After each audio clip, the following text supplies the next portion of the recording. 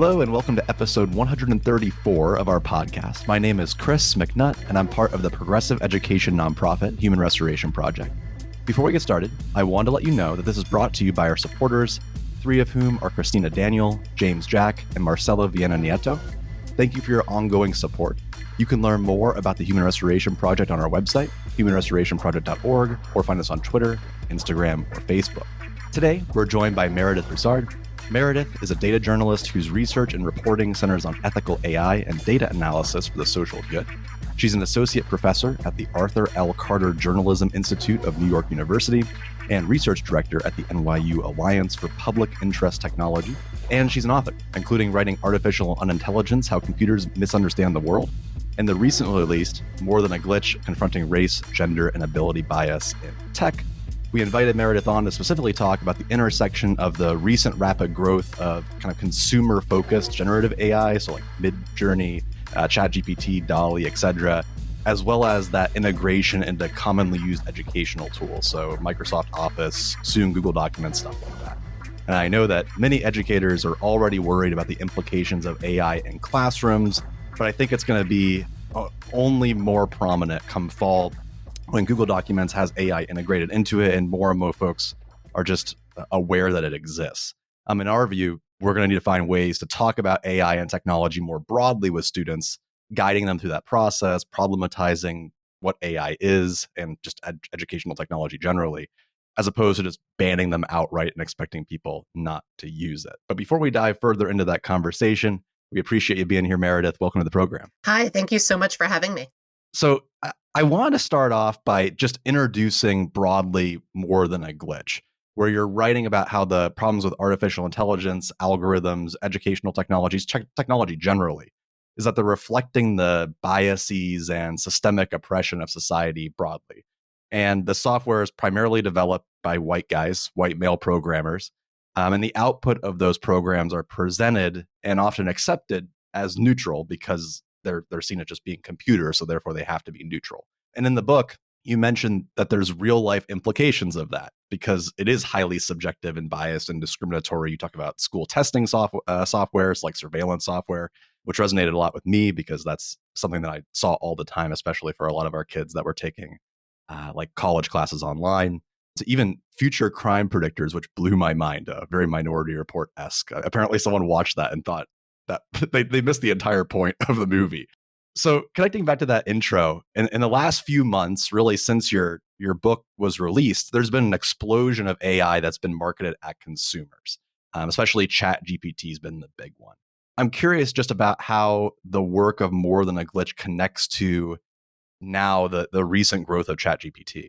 Well, I am delighted that people want to have conversations about artificial intelligence now. Because I've been thinking about and writing about AI for many years, and so now I can go to cocktail parties and people actually want to talk to me now, right? Like it's not that AI is an outlier anymore. But one of the things that I think we need to do in our conversations about artificial intelligence is we need to dwell strictly in the realm of what's real about AI, as opposed to getting fixated on what's imaginary about AI, instead of getting all caught up in imagining science fiction as reality, right? So what's real about AI is that it's math. It's very complicated, beautiful math, but it is not going to stage a robot takeover. There is a lot of hype right now about AI. This new wave of generative AI is going to change everything and it's going to take your job. And I think that if listeners are feeling any fear about this, I would urge you to just let go of that fear. This new wave of AI is not substantially different than other kinds of AI we've had before.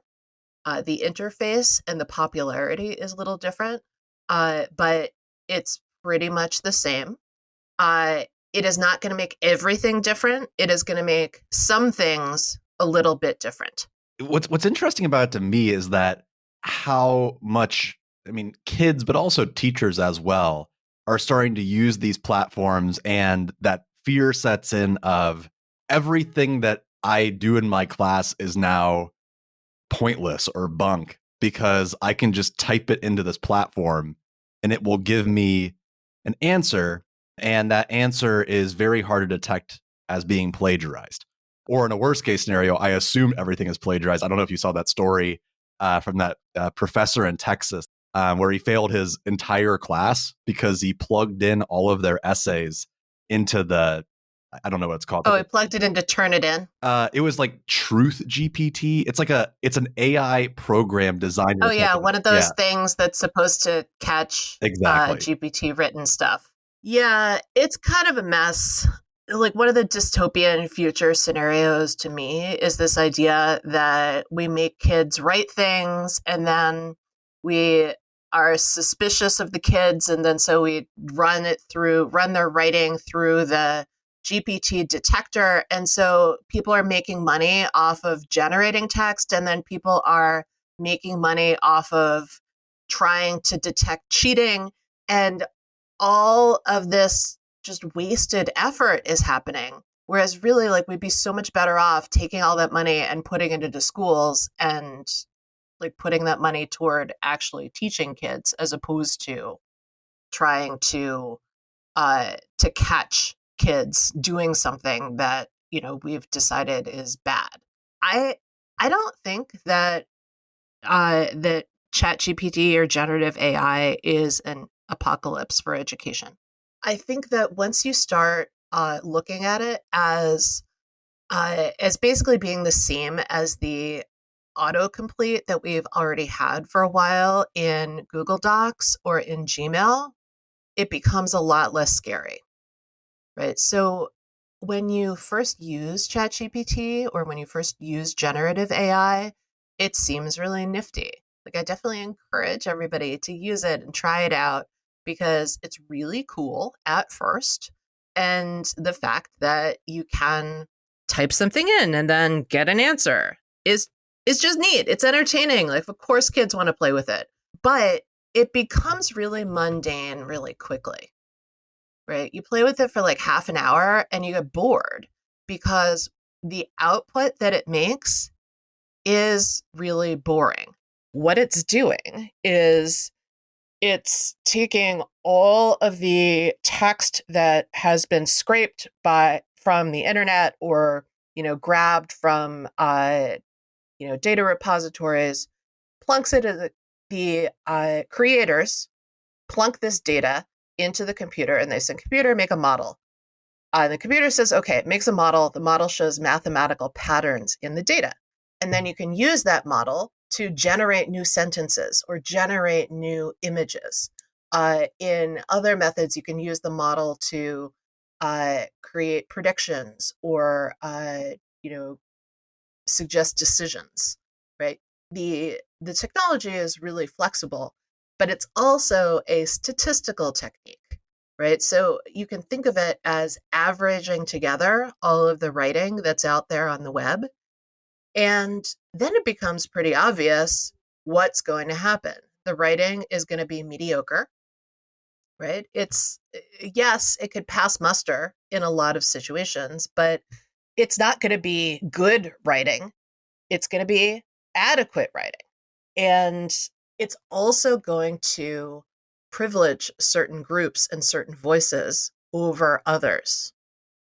One way to think about it is to think about whose voices are overrepresented on the internet in the corpus of text that has been scraped from the internet and is used to train these AI systems. So you can anticipate whose voices are going to be privileged and whose voices are going to be suppressed. And you can make a value judgment about that. Of course. And it sounds like there's opportunities there for educators to basically walk that through with kids, because even if educators are aware of it, I don't think most kids really understand how the program is operating and also what that kind of means for the results that they're getting, in the same way that I think a lot of it, like Wikipedia, when that was a thing, 15 years ago, when people were banning Wikipedia left and right because they were afraid of what it was. But there is a valid use for Wikipedia at times. You just got to know how to use it in the exact same way that I think you could argue for ChatGPT and other softwares like it. One thing I've heard about a way that teachers are using ChatGPT is they're having students write work and then plug it in for proofreading. That's exactly the same thing that people are doing already with tools like Grammarly, right? So that could be useful. I've also heard of a teacher who uses it to generate paragraphs for group editing. Because when you're doing a group editing exercise, you don't really want to use a paragraph that's been written by a student in the class, because the experience of being critiqued by everybody in the class is kind of an intense experience, and it's not really helpful for every student, right? So if ChatGPT makes a paragraph and then you get to tear it apart collectively and talk about why this paragraph stinks and why this paragraph is good, like that, that seems like a pretty inoffensive use. That's brilliant. I love that. And I think it also gets to the point too that it also helps you dissect how it writes. I don't know. Whenever I find I generate something on ChatGPT, because it is so average, it's not only mundane, but it's robotic, for lack of a better way of saying it. It just feels too sterile.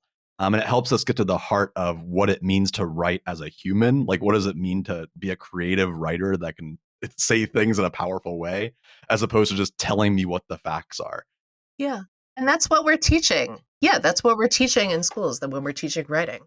One of the things that's really interesting to me is that the Washington Post did an analysis of what was in the training data for Bard and for some of the other generative AI systems.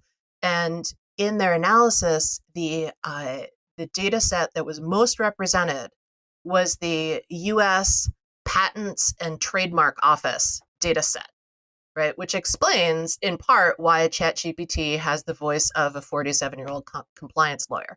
I mean, that definitely sounds about right. And I think in terms of that training, to not shift gears, but also talk about I guess the stereotyping slash biases that exist within it. There's so many different activities you could do with kids to help them recognize that as well. A couple I've seen that I've really resonated with was, one person was using ChatGPT to generate recommended lists of things. So like top 10 best books to read in school. And it gives you, I mean, the most classical white male canon that it could potentially give, because that's the top result on Google, because it's like study.com or something. Or I find it even more powerful. We actually just made an activity about this for our own organization, is using Midjourney to generate, I guess, stereotypes. So like, for example, if you type in a perfect first date, or a great family meal, or kind of a worst home, but like a bad part of town, Midjourney will give you some of the most like biased, skin crawly stereotypes almost 100% of the time. So, what suggestions would you have for educators beyond just the mechanical use of the software to help them understand the ethical implications of AI when we're talking with kids?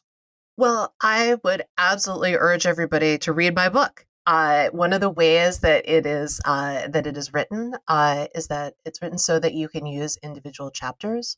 And uh, in my work, generally, I focus on explaining complex technical topics in plain language, and then connecting these technical topics to very human considerations like race and gender and disability, right? So kids understand this stuff. I mean, I have done workshops on artificial intelligence for kids in pre-K through 12, and they get it when you explain that the computer is doing math, and like this is how the program you're using works, and it's made by a human being. Like when you explain all of that, it demystifies it and it empowers the kids so that they can think critically about these tech tools that they're using.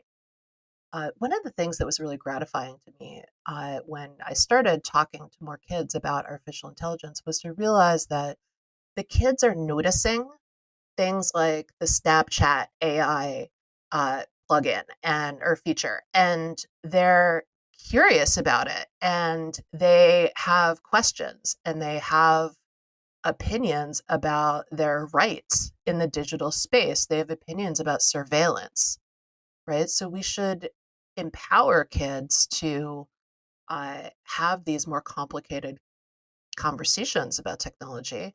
And we should also empower them to have a voice in whether and how technology gets used in the classroom.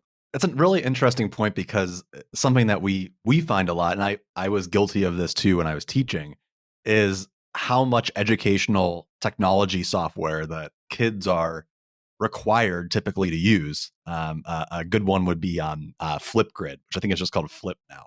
It's Microsoft owned. It does surveil you. It takes like all of your data. You have to plug in a lot of personal demographic information. It uses it, et cetera. But kids have to agree to various different data policies in order to participate within the classroom for that activity. Yeah, and that's not right. Teachers should not be like forcing kids to give up their private data. Schools should not be agreeing to these unbelievably complicated blanket contracts, right? I mean, I think part of what happened is that everybody got really excited about, oh, yeah, let's use more technology in education. And they got so excited about using the technology that they didn't read the fine print and also didn't think about the implications of using what seems like free technology, right? Because when you're not paying, you are the product, right? And also, I mean, it has to do with funding of schools. Like our schools are vastly underfunded. Our public schools need more money. Our teachers need to be paid better. Uh, if teachers are using ed tech software because they don't have textbooks and learning materials, that's a really big problem. Yeah. I mean, and it's what worries me is that it's only going to get worse in a sense. I was just at a tech conference a month or two ago, and I would venture that 50% or more of them were all ChatGPT based solutions to the classroom aimed at, in my opinion, deprofessionalizing teachers. So a lot of them were like, you could work through our trained AI model to teach kids how to read better, which I mean, even Bill Gates recently endorsed as being a future possibility, which historically has not had the greatest track record on educational reforms and what it means for kids. And I worry about the dystopian future of kids being forced to sit in classrooms and learning through some kind of like self-directed AI without any teacher supervision, at least not a trained teacher. Someone just going to sit in the room and make sure they do, their word problems. It's like one of those things where obviously it's not going to work because AI isn't really designed to do that very well, but it doesn't mean that people won't do it to save money or to ensure that teachers don't teach, for example, critical reasoning or connections to like culture war stuff, book ban stuff more broadly. So I think that demystification piece helps. Yeah, You're making me feel kind of depressed. I know. Yeah. Sadly, it's like that's like everything about education always has that tiptoeing into cynicism. But at the exact same time, I think that helping teachers and students understand how the software works and demystifying it also helps them organize and fight back against their implementation in schools. It's Absolutely. not just about how to use it, but it's also understand why to use it and what it means more broadly. So there are a bunch of other books that I would recommend in addition to More Than a Glitch and Artificial Unintelligence. I really love Race After Technology by Ruha Benjamin and Algorithms of Oppression by Safia Noble. Black Software by Charlton McIlwain. Technically Wrong, Twitter and Tear Gas. There's a growing literature of what's sometimes called critical internet studies or critical technology studies, where people are looking at what is the social fallout of uh, of reliance on technology, of over reliance on technology, and how can we dig ourselves out of the hole that we're in. And also, how can we understand bias? How can we understand the social forces that are at work inside our socio-technical systems? I would imagine that by being able to connect those books into, I mean, really any kind of content, it could be science, math, English, doesn't really matter. You could find a way to make that work. That it not only helps you understand technology more, but it also helps you understand systemic oppression, which a lot of kids sadly are maybe a little ignorant of depending on their background, but also just generally how technology tends to treat people. A lot of it's rooted in the idea that people are doing something wrong. This is especially the case for kids. A lot of it's generally based on rewards, punishments, surveillance, cheating. Rarely is it used to actually empower someone to do something more positive.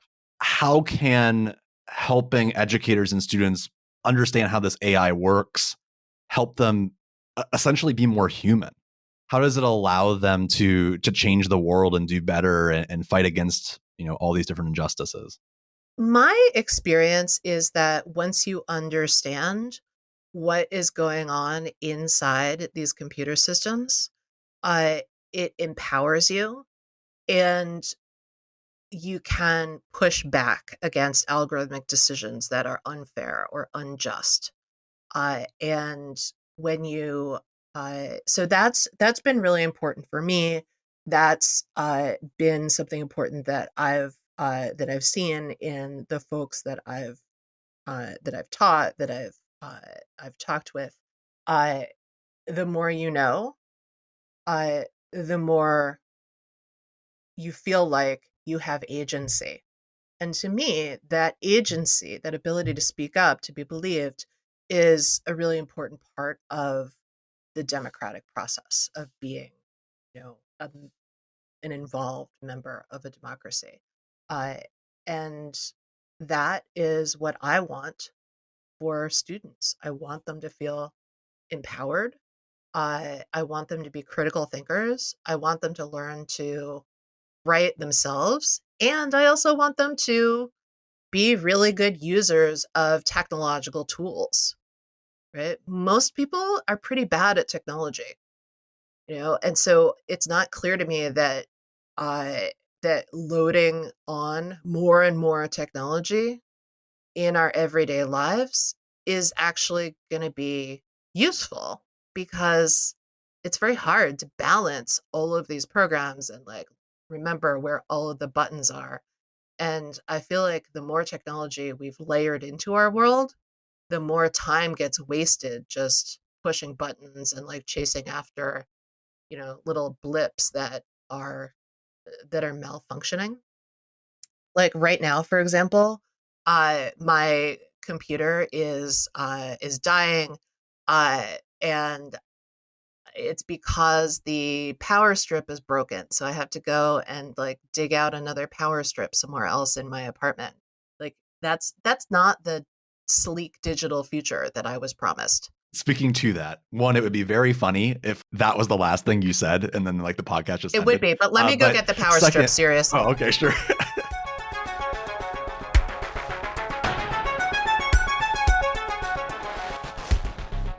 Conference to Restore Humanity 2023 is an invitation for K-12 and college educators to break the doom loop and build a platform for hopeful, positive action. Our conference is designed around the accessibility, sustainability, and affordability of virtual learning, while engaging participants in a classroom environment that models the same progressive pedagogy we value with students. Instead of long Zoom presentations with a brief Q&A, keynotes are flipped, and attendees will have the opportunity for extended conversation with our speakers. Antonia Darter, with 40 years of insight as a scholar, artist, activist, and author of numerous works, including Culture and Power in the Classroom. Cornelius Minor, community-driven Brooklyn educator, co-founder of the Minor Collective, and author of We Got This. Jose Luis Vilson, New York City educator, co-founder and executive director of EduColor, and author of This Is Not a Test. And Iowa WTF, a coalition of young people fighting discriminatory legislation through advocacy, activism, and civic engagement. And instead of back-to-back online workshops, we are offering asynchronous learning tracks where you can engage with the content and the community at any time on topics like environmental education for social impact, applying game design to education, and anti-racist universal design for learning. This year, we're also featuring daily events from organizations, educators, and activists to build community and sustain practice. The conference to restore humanity runs July 24th through the 27th. And as of recording, early bird tickets are still available. See our website, humanrestorationproject.org, for more information. And let's restore humanity together. Yeah, so I guess as the final question, just pulling this all together, would be, as we move into fall of next year, as folks are refreshing, recuperating here over the summer, there's going to be a lot of discussions in schools about policies toward AI generally. I think educational technology companies will likely find ways to harness and leverage AI for better or for worse, probably for worse, and implement that into the classroom in a different way than just giving kids ChatGPT or Midjourney or something. But we're seeing more and more that a lot of schools are just banning AI outright. You're seeing that both at the college and K-12 level because there's fear of what it means generally for the classroom. What suggestions / opinion do you have on banning the use of these things and talking about them? So like we can still talk about them in class versus using them and then problematizing them from there. I am not in favor of bans. I am in favor of enforcing existing anti-plagiarism policies in the context of AI. I think that it's important to have conversations about what does plagiarism mean and what are acceptable uses of generative AI technology. Because kids are ready for those conversations. I don't think it helps to pretend that the technology is not making an impact. Kids have heard about it. They're curious about it. That makes a lot of sense. I think that it is a very useful technology for a very small and not that interesting set of things. So let's look at it. Let's talk about it. One of the lessons that I've heard that people really like is having generative AI generate a paragraph or an essay and then having the kids do a critical response to it. That works really well. I think you only have to do it once or twice though. I don't think that every class should have an assignment where you do this every semester, because I think that itself will get really boring and then the kids will think that the teachers are out of it. And, I think that we don't need to ban it. We need to have really honest conversations about what it can and can't do. What are the biases along the lines of race, gender, disability, other kinds of factors? What are the biases that are baked into these systems? What are the biases that are baked into all technology systems? And we need to just stop having so much faith in technology, because the technologies that we use are very useful for some things, but they are not omnipotent. There is no educational technology that's going to get us away from the essential problems of being human. There is no technology that's going to replace teachers. All of the companies who are trying to sell you things that are going to do, what do they call it? Leveled learning. That has never worked, and it's probably not going to work because the idiosyncrasies of how students learn are actually in opposition to kind of the sleek path that you would take through a technological system. I don't think we should waste money on it. And I think that decision makers should be really aware of how much of a money grab is happening right now around generative AI, and be really cautious about investing in these things for schools, because a lot of the technology does not work as promised. That's such a powerful statement too. And it kind of gets to the heart of what I was hoping that we would get to in this conversation, which is the AI can be used to make us, I guess, more human or less human, in the sense that it could be used to help us understand systemic oppression, that could help us just have more open discussions about these things, as well as just understand creative writing, what makes our voice human, which sounds kind of weird. Or on the other hand, it could also make us very untrusting towards other people and think that everything's being plagiarized online and that we have to ban things and surveil kids because they're going to be constantly trying to cheat, and have this very negative view of the world, which sadly is the exact same debate that we see over phone use, over social media use, over any kind of, I mean, if you back to like comic books or something 50 years ago, these discussions will continue. But before we wrap up with all that said, are there any other final thoughts that you want to add on, thoughts for teachers, etc.? So one of the things that I have noticed lately in the discourse around generative AI is you'll have these stories or blog posts or whatever that are like, oh my God, AI is coming for all of our jobs. Like it's going to change everything, blah, blah, blah. You know, we can't possibly have it in schools. And then you have students who are writing, well, I used ChatGPT and it was not bad. Like, look how good a job I'm doing using ChatGPT. Like, oh, this is so cool for doing this thing. So, I mean, we've got this dialectic going on. But one of the things I've noticed inside this conversation is that the kids seem to think that teachers and professors assign essays because we want to read like 35 different amateur interpretations of the Iliad. And so we do not, unfortunately. Like the reason that we assign essays is so students can practice writing, right? The same way that a soccer coach assigns drills, because then if you do the drills, you're going to be really good in the game when it matters. And so the idea that ChatGPT can just replace the effort of writing and like, oh, we can get away with something by like having the computer do the work for us. Well, that doesn't give a lot of credit to the big goal of education. We're not assigning essays because we're really dying to grade them. We are assigning essays because that's how you practice writing, because that's how you practice thinking. And so when you're trying to do a shortcut and get away with something, yeah, I mean, that's a thing that people do, but you're kind of missing the point of the whole educational endeavor. Thank you again for listening to our podcast at Human Restoration Project. I hope that this conversation leaves you inspired and ready to start making change. If you enjoyed listening, please consider leaving us a review on your favorite podcast player.